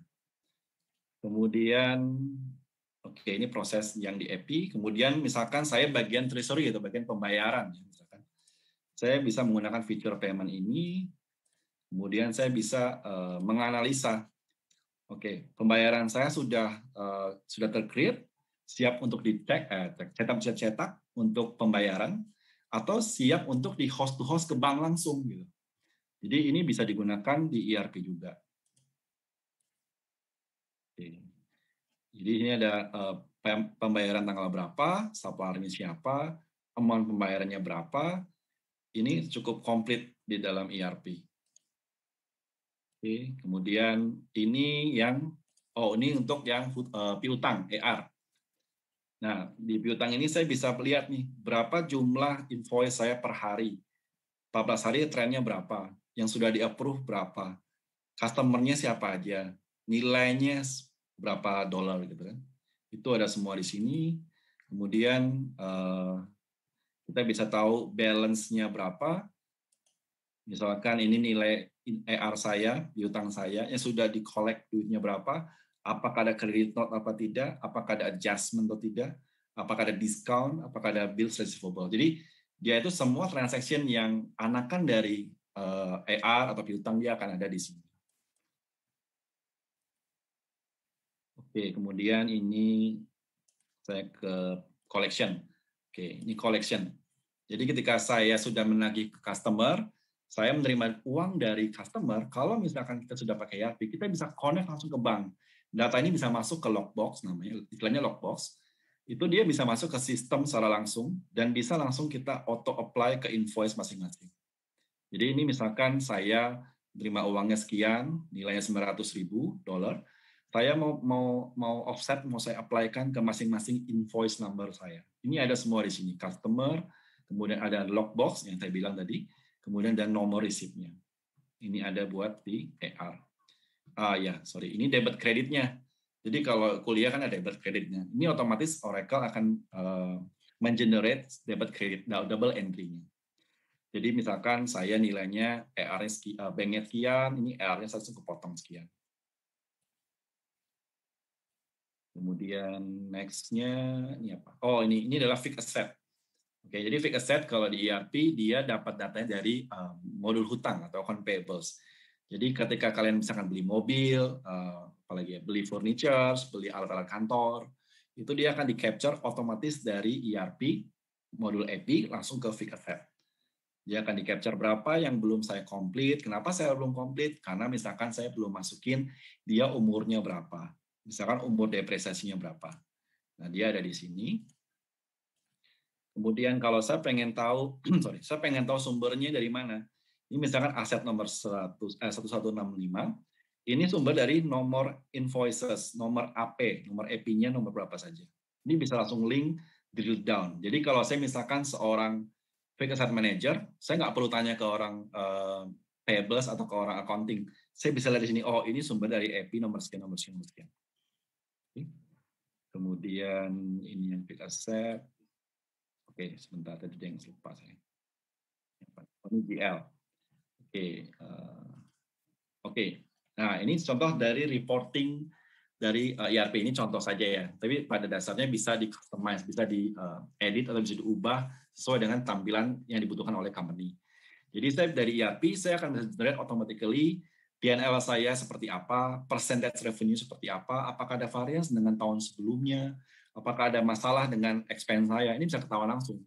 Dan saat itu juga saya bisa tahu, misalkan saya CFO ya, saya pengen tahu nih, oh P&L saya bulan ini berapa ya? Saya lihat, oh P&L saya cukup bagus. Jadi saya bisa alokasi budget expenses ke pos-pos tertentu. Jadi akan sangat gampang. Atau yang profit, perusahaan non-profit ya. P&L ini kan kalau di company itu kan lebih untuk profit and loss, tapi mungkin di perusahaan yang non-profit itu lebih untuk memaintain misalkan cost of expense saya. Jadi yang sifatnya bukan COGS ya, bukan cost of goods sold. Ini bisa dipakai juga reportingnya. Kemudian ini adalah ini adalah report-report yang disediakan oleh ERP, tapi ini hanya yang standar. Dan kalian bisa membuat sendiri reportingnya di ERP. Ini misalkan payables ya. Kemudian ini salah satu contoh gimana caranya membuat report sendiri. Saya sebagai orang finance, kan saya nggak bisa coding tuh seperti developer. Gimana cara saya membuat report? Di ERP disediakan. Kalian feature cuma tinggal tarik, tarik, masukin ke kolom, masukin ke sini. Jadi report. Jadi dia sudah sediakan semua data-data yang visibility untuk kalian bikin. Kemudian ketika ditarik, drag and drop, itu sudah bentuk jadi satu report yang kalian mau. Misalkan untuk analytical, untuk checking mingguan, checking harian, atau checking bulanan. Ini misalkan lagi membuat report yang berhubungan dengan hutang atau EP. Ada nomor invoice, ada tanggal invoice, jadi ada semua di sini. Kemudian kalian bisa melihat, oh bentuknya seperti apa. Gitu kan. Misalkan saya percepat dikit. Ini contohnya. Jadi saya sudah tahu nih, oh supplier ABC ini invoice-nya 12347. Tanggalnya berapa? Kalau mau ditambahin, misalkan jatuh temponya kapan? Payment term-nya kapan? Kemudian saya harus bayar kapan?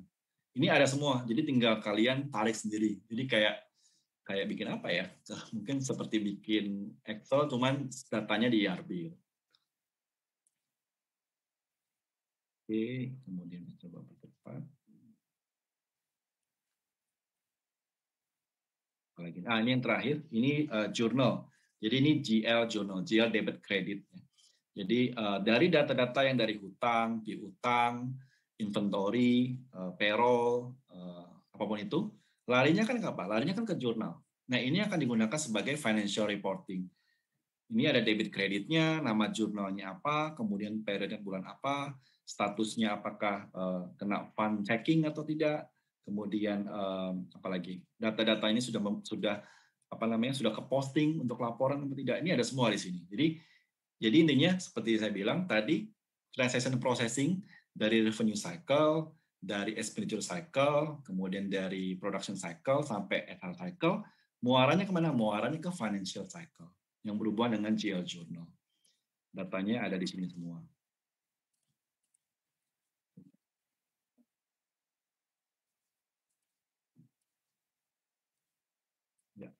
Ini yang terakhir, jadi ini jurnal bentuknya seperti ini. Jadi intinya kalau mau dibilang ERP dia hanya untuk ngelihat report, enggak. Dia banyak variabel yang bisa digunakan.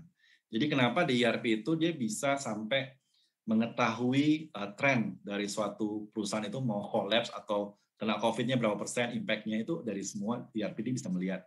Karena ya sekarang memang 10 tahun terakhir ERP memang jamnya itu sangat tinggi ya. Jadi dia tuh sudah bisa terconnected dan bisa sampai ke dashboard.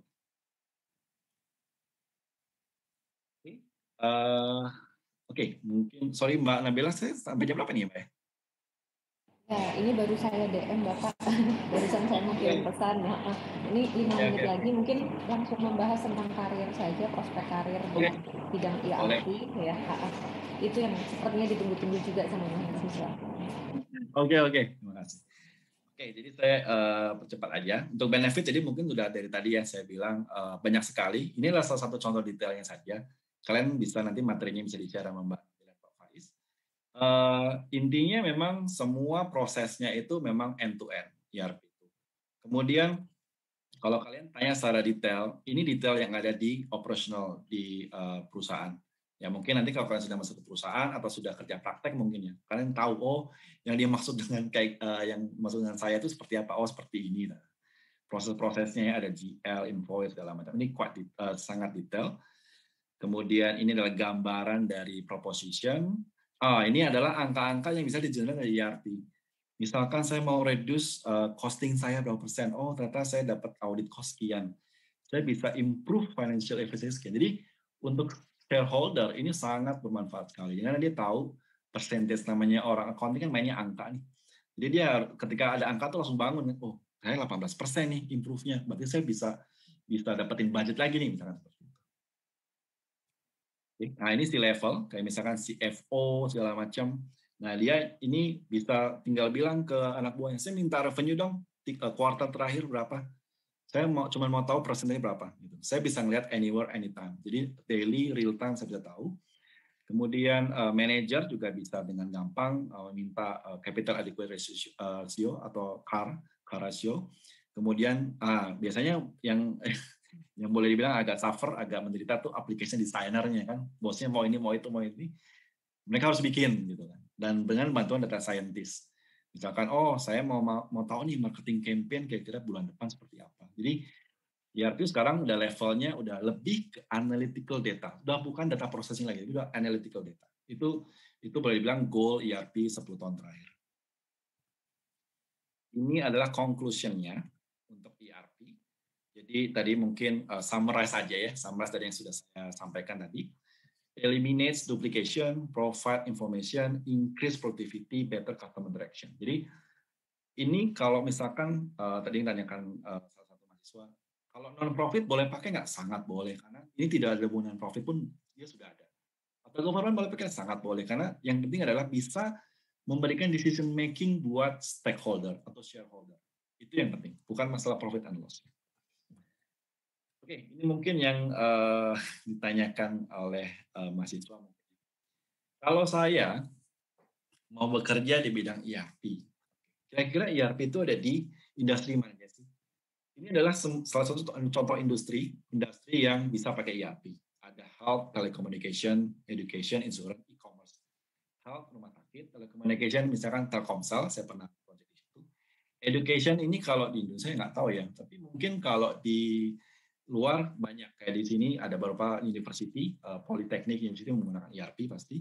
Insurance, ada Prudential, ada juga beberapa Manulife Company. E-commerce, kalian tahu Shopee, itu juga bekas perusahaan saya, bekas hacker di sana. Ada Shopee, ada juga manufacturing, Panasonic, saya pernah ide Panasonic juga. Banking, ada CIMB dan kawan-kawan. Teknologi, ya tentu saja kayak misalkan Grab atau Gojek juga menggunakan ERP. Oil and gas, ini pasti banyak, karena oil and gas mostly dari US, dan US itu lebih standardization ERP itu wajib kalau di sana. Oke, ini sharing aja, tapi ini berdasarkan 2020. ERP apa aja sih yang sekarang top 10 gitu ya, tahun 2020. Ini yang berdasarkan data dari Forbes Magazine. Pertama adalah Microsoft, oke. Kedua Oracle ERP Cloud. Kemudian dan lanjutnya di follow sama ERP yang lain. Kalian tanya, kok bisa nggak ada SAP ya? Gitu. Ini kenapa? Karena tahun 2020 adalah tahunnya cloud basis, tahunnya database yang tidak menggunakan on-prem tapi cloud. Karena dia cloud, Microsoft Dynamics, Oracle ERP, dan NetSuite itu adalah 3 software yang sangat siap untuk terjun dunia cloud. Mereka udah duluan mulai tahun 2015 kalau nggak salah. Mereka udah start duluan. Jadi ketika tahun 2020 mereka sudah berdiri di pasaran, sudah menjual cloud services. ERP berbasis cloud. Sedangkan ERP yang sekarang majority di pasaran, yang sebelum tahun 2015 itu harus memaintain server, harus punya database sendiri. Itu sangat memakan biaya, juga risiko security dan risiko integrity juga. Oke, karir. Oke, yang mungkin ditanyakan ya. Karir di ERP itu ada berbagai macam. Kalau kalian memasuki suatu perusahaan, kemudian kalian bekerja di perusahaan yang sudah ada ERP, kalian bisa menggunakan role namanya end user atau analyst role. Jadi biasanya basicnya kalian adalah accountant atau accounting, kemudian kalian masuk ke perusahaan yang sudah pakai SAP atau pakai Oracle atau pakai Microsoft untuk ERP. Nah, kalian nanti akan dikasih training kan, misalkan sama senior kalian atau sama tim IT support. Nah, kalian mulai mempelajari gimana cara memakai ERP. Dan kalian misalnya udah setahun pakai ERP, kalian biasanya mulai naik karir tuh. Oh, saya pengen tahu dong analytical ERP-nya gimana, misalkan proses AP yang tadi, AR, fix asset. Nah, itu kalian udah mulai ke analyst role. Mulai ke proses analyst role di sini. Oke, itu starting point-nya biasanya kalau kalian masuk di ERP. Kemudian kalau yang misalkan setelah 2-3 tahun di end user, wah saya kepengen deh nyemplung ke dunia consultant gitu. Gimana caranya ya? Nah, kalian bisa join di beberapa perusahaan consulting yang memang membutuhkan bisnis proses kalian yang sudah tahu di suatu company. Misalkan saya join di perusahaan A, saya memegang bagian finance accounting, bagian AR, AP sampai reporting. Ketika kalian ke join ke implementation, pasti kalian akan menjadi awalnya namanya functional consultant atau business analyst consultant. Di situ kalian tugasnya apa? Kalian tugasnya adalah menjembatani antara si end user, employee di suatu perusahaan dengan developer. Jadi posisi kalian itu tengah-tengah. Developer kan taunya cuma coding ya, bahasa pemrograman. Nggak tahu tuh debit, kredit, apa itu AP, apa tuh AR, apa tuh FE, saya nggak tahu kata si developer. Sedangkan si si company atau si finance accounting, saya cuma taunya debit, kredit, pokoknya reporting, P&L, balance sheet. Saya nggak tahu tuh gimana cara kalian ngomong ke developer supaya saya dapat yang saya mau. Nah, tugas kalian tuh ada di sini, di implementation consultant roles. Jadi basically saya ketika starting, saya awalnya juga nggak tahu ERP seperti apa. Saya cuma datang, saya tahu cuma accounting nih. Saya memang bisa nih kerja di dunia ERP. Oh justru kalian dibutuhkan karena yang jadi developer coding itu banyak. Biasanya dari BINUS atau dari perusahaan-perusahaan, dari kampus-kampus yang punya IT faculty yang bagus gitu ya. Tapi yang bisa menjembatani saya harus codingnya apa? Itu nggak banyak. Justru banyak orang-orang accountant, orang-orang teknologi industri, orang-orang yang jurusannya bukan pure developer. Jadi kalau kalian nanya, kira-kira chance-nya kalau saya orang accountant, saya bisa nggak ya kerja di ERP? Sangat-sangat bisa. Karena yang dibutuhkan ERP itu nggak cuma coding. Yang dibutuhkan ERP adalah business process, balik lagi kayak saya, business process, kemudian kalian tahu flow trace and processing, sama kalian tahu GAAP atau FRS. Kan kalian sebagai accountant, kuliah accounting kan tahu tuh semua prosesnya. Jadi kalian one step ahead, sedikit lebih unggul ketimbang developer kalau menurut saya. Dan kalian bisa nyambung ngomong sama klien, misalnya klien kalian orang finance, orang accounting, kalian lebih nyambung. Nah, kalau kalian sudah masuk ke dunia consultant, nah, ada juga yang namanya training consultant. Tugasnya cuma ngasih training aja gitu. Misalkan training cara pakai ERP gitu. Misalkan ada kayak saya kerja di Indonesia, kemudian dia punya klien misalkan di Bank Indonesia. Nah, dia diajarin nih cara pakainya dari klik 1, klik 2, klik 3, klik 4.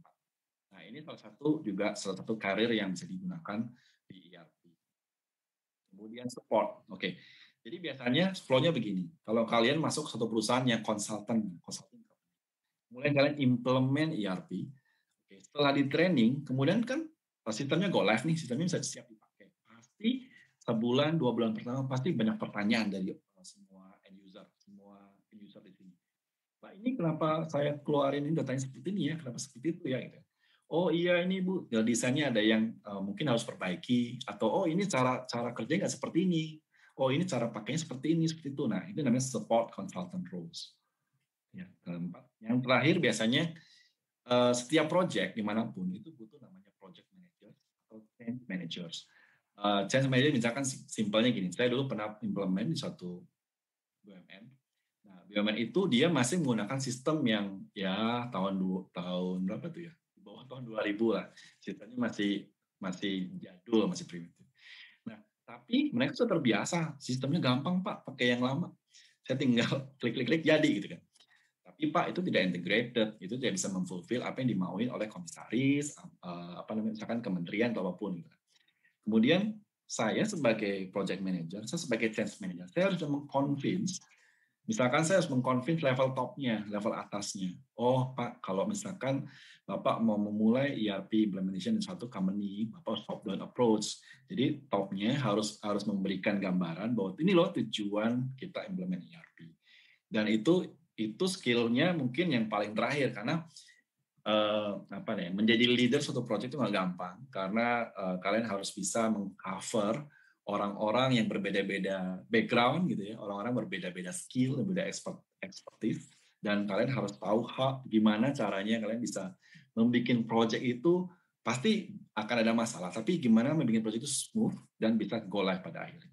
Jadi tugas-tugasnya memang paling berat dari 5 ini pasti dia project change manager. Cuman kalau kita ngomong secara karir, memang dia yang paling tinggi kalau untuk ERP secara consultant. Biasanya karir path-nya itu kalau dunia consulting, pertama dari end user, implementation, kemudian support, lalu ke project and change managers.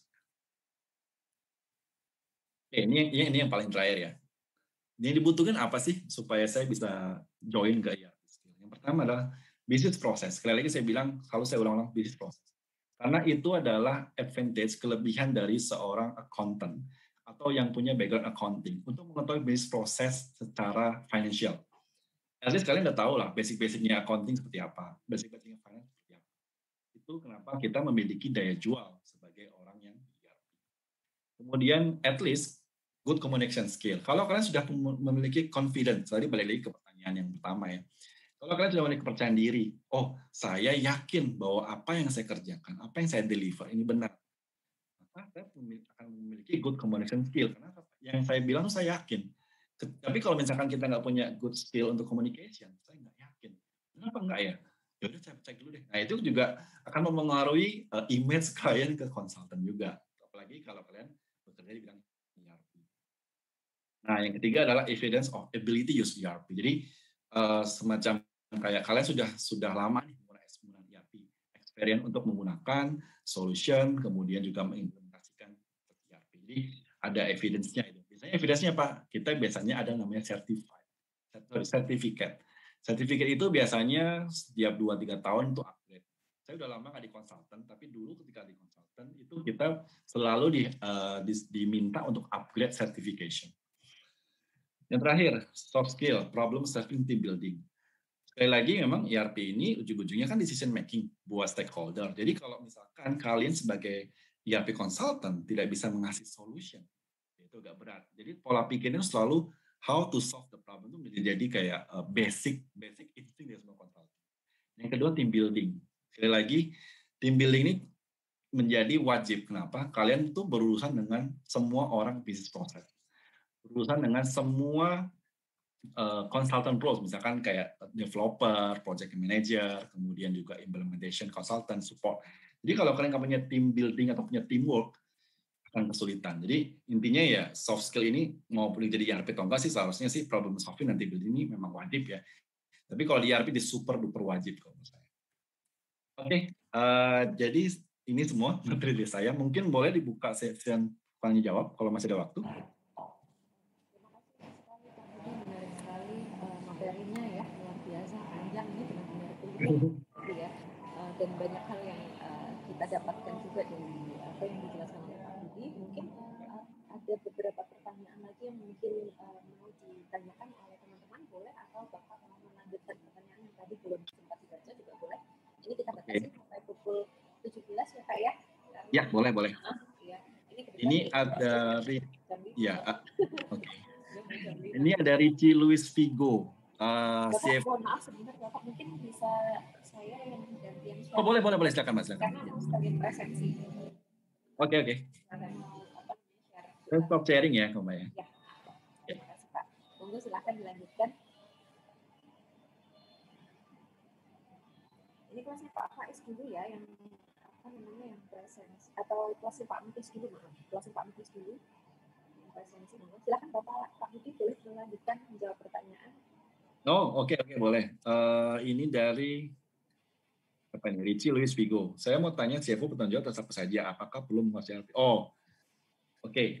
CFO nggak perlu menguasai ERP. Kenapa? Karena CFO itu sifatnya high level decision making. ERP yang dia perlukan adalah ERP sifatnya summary level, high level, dan dashboard level. Jadi misalkan saya CFO satu perusahaan, saya cuma pengen tahu grafik aja. Saya nggak perlu tahu, purchasing entry-nya gimana ya, finance entry gimana, saya nggak perlu tahu itu. Jadi saya sebagai CFO, saya cuma tahu, intinya dari dashboard, trend revenue saya naik apa enggak, kemudian saya harus ngambil decision cash forecast seperti apa, dan cash flow seperti apa. Oke, jadi itu CFO, mostly dia nggak perlu menguasai ERP secara detail. Oke, kemudian Wahyu Nursidik. Oh ini ERP tadi ya. Oke, ini mungkin tadi sudah saya kan ya. Jadi itu salah satu contoh dari ERP untuk perusahaan. Jadi sekali lagi ada EP, ada AR, ada FE. Tadi banyak sekali menunya. Dan kalau kalian mau mengoptimalisasi semua, itu mungkin sekali karena tergantung kebutuhan kalian seperti apa. Jadi ERP tampilannya pasti kurang lebih sama. Mau SAP, mau Oracle, mau Microsoft. Intinya sih sebenarnya berhubungan dengan sistem yang sifatnya integrated. Itu. Oke, pertanyaan sudah dijawab. Mungkin silakan Mbak Nabila. Pertanyaan teman-teman. Jika masih ada pertanyaan boleh di. Ya. Pak, saya mau bertanya dong Pak. Ya, silakan. Tadi yang tambahan punya saya itu kan sebenarnya saya kan ada kayak minat di CFO gitu ya Pak ya.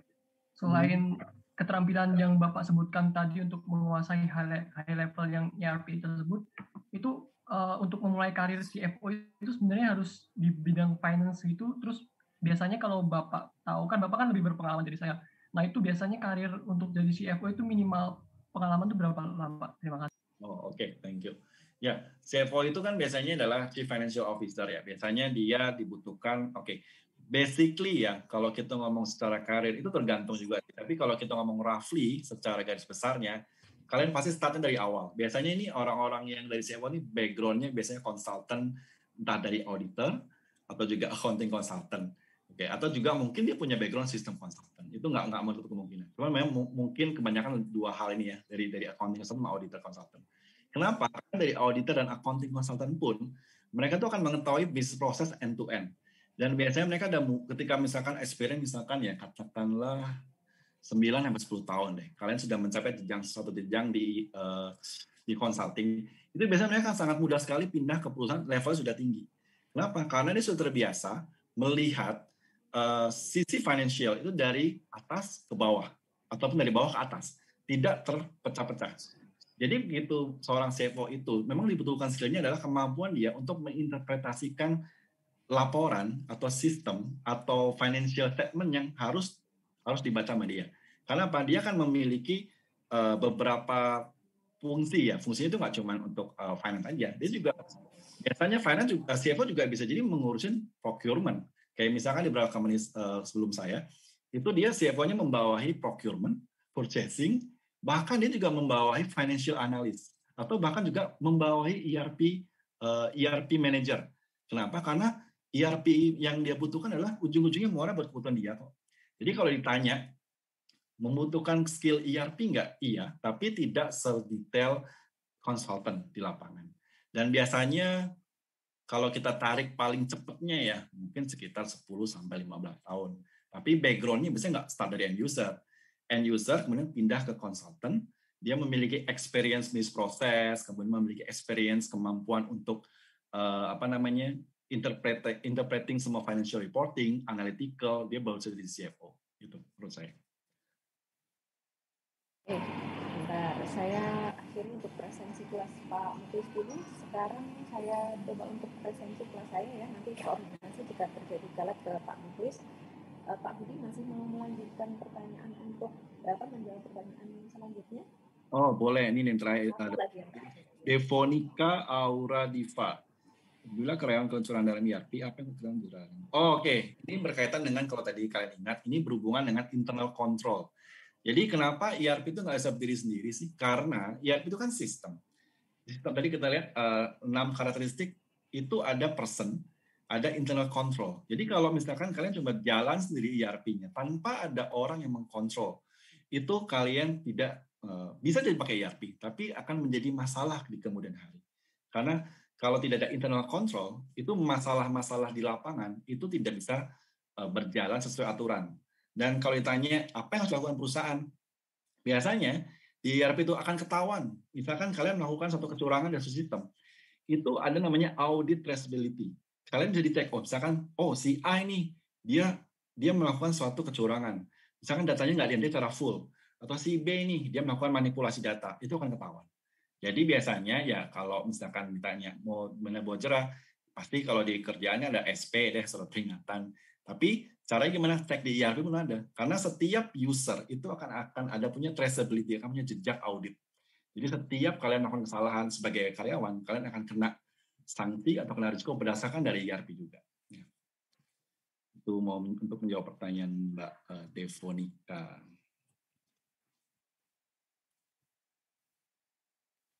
Sudah menjawab Bapak. Nah, sekarang mungkin kita pilih, Bapak pilih ya 3 pertanyaan terbaik. Pilih ya. Oke. Katanya berapa Mbak? 3 ya? 3 ya. Oh, oke. Yang pertama mungkin saya pilih yang tadi siapa ya nanya? Oh, ini Mas Ricky Luis Vigo. Ya, yang nanya masalah CFO, karena menurut saya pertanyaannya menarik, karena berarti dia punya vision mission mau jadi CFO nih. Oke, itu yang pertama. Kemudian yang kedua mungkin sebentar. Naufal IC. Ya, jadi dia pertanyaan tadi kan masalah non-profit atau yang small company boleh nggak? Ini pertanyaan saya juga, menurut saya pertanyaan juga menarik, karena berarti dia punya gambaran bahwa ERP itu sebenarnya visible untuk non-profit juga. Terakhir. Terakhir siapa ya? Oke, terakhir mungkin saya ke yang pertama deh. Ini Adlina nih, Mbak atau Mas? Adlina Dinan Sabila. Ini bertanya ERP pada kondisi COVID. Karena menurut saya ini relevan pertanyaannya. Benar-benar terjadi di lapangan secara actual. Jadi ada 3, Mbak Nabila. Ricci, Novel, dan Adlina ya. Nanti mungkin bisa konfirmasi ke dosen masing-masing ya. Yang kelas saya untuk kelas Pak Faiz ya. Pak Faiz kelasnya Inggris ya. Itu saja mungkin Pak Budi, terima kasih sekali untuk materinya dan juga membantu memilihkan 3 pertanyaan terbaik dari sharing ini juga sangat menarik sekali. Sebenarnya masih banyak pertanyaan, bahkan dari saya sendiri sebenarnya masih ada gitu. Mungkin waktunya yang kurang ya ini ya. Nanti mungkin kita bisa ada diskusi ataupun sharing tentang ERP gitu. Dari Pak Faiz mungkin ada tambahan, monggo Pak Faiz atau Pak Muklis.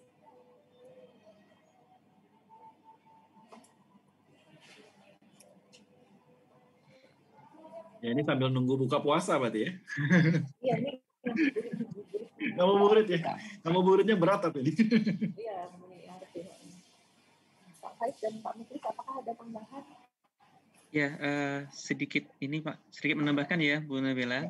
Ya. Kebetulan saya pernah 9 tahun di audit internal UGM, Pak. Jadi sering buka-buka tentang sistem informasi yang sedang sampai saat ini pun masih dikembangkan di UGM begitu.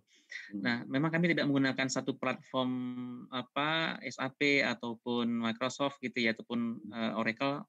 Saya lebih tepatnya saya yang tidak mengerti detail teknologinya gitu. Namun dari yang saya tahu, beberapa kali saya terlibat dalam proses desain sistemnya begitu.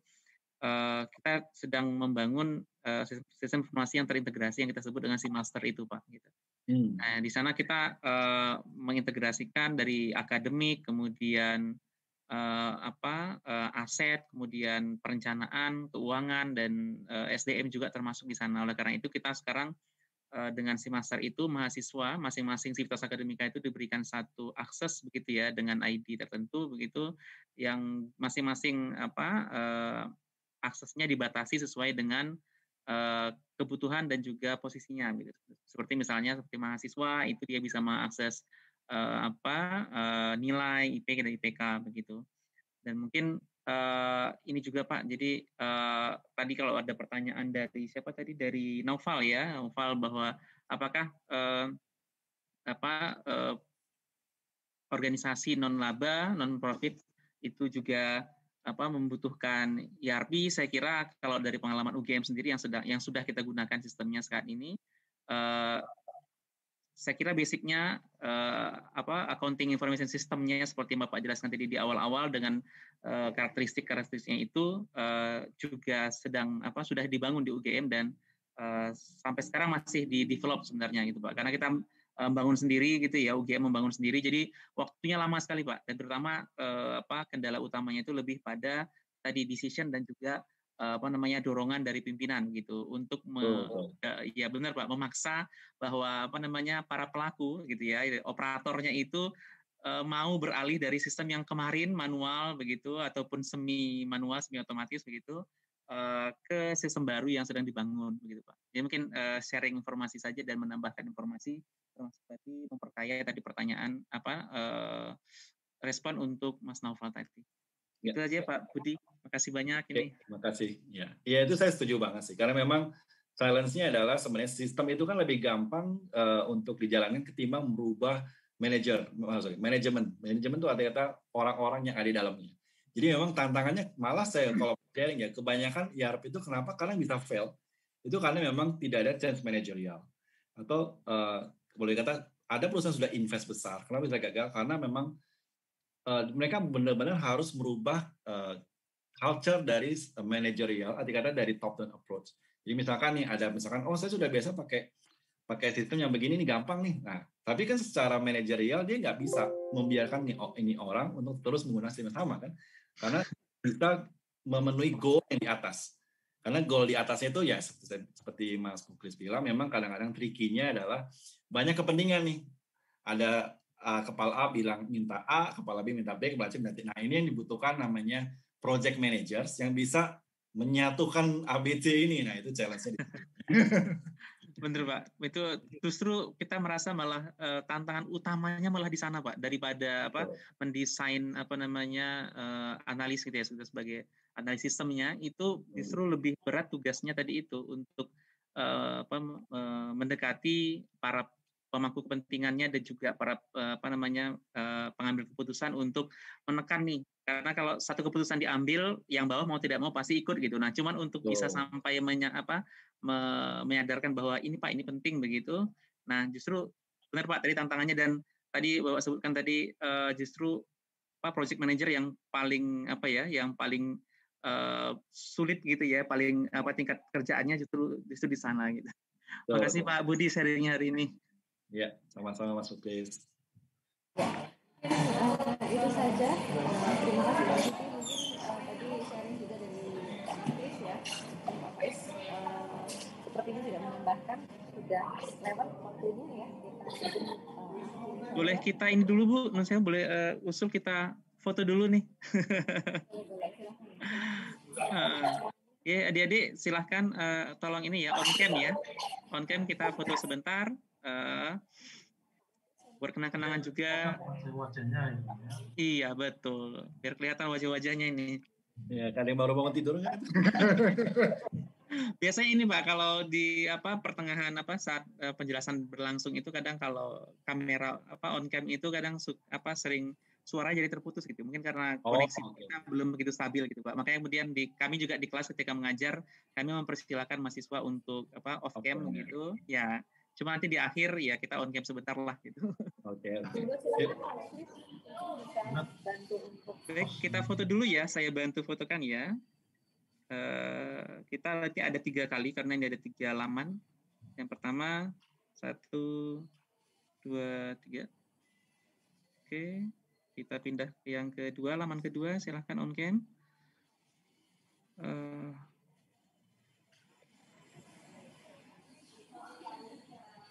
Oke, yang terakhir.